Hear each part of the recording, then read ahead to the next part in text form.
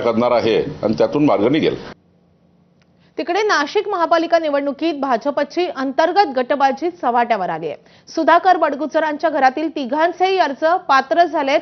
सुधाकर बडगुजर, पत्नी हर्षा आणि मुलगा दीपक बडगुजर हे रिंगणात आहेत, तर दीपक बडगुजरांचे प्रभाग 25 आणि 29 मधून दोन्ही अर्ज पात्र झालेत। माजी नगरसेविका भाग्यश्री डेमसे, मुकेश शहाणे हे अपक्ष लढणार आहेत, तर भाजपच्या गोटात उमेदवारांना एबी फॉर्म देताना घोळ झाल्याचा, गोंधळ झाल्याचा आरोप होतोय आणि त्यामुळे भाजपमधला हा अंतर्गत वाद किंवा ही धुसफूस आता चव्हाट्यावर आली आहे।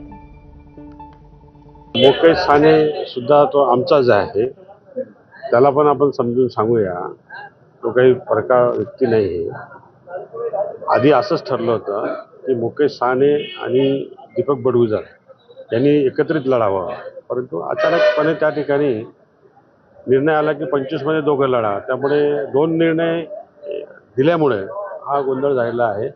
मुकेश साने निश्चितपणाने त्याची समजूत काढू आपण, त्यांना निश्चितपणाने त्याच्यावर जो अन्याय झालेला आहे। तर बंडखोरांना शांत करण्यासाठी स्वतः मुख्यमंत्री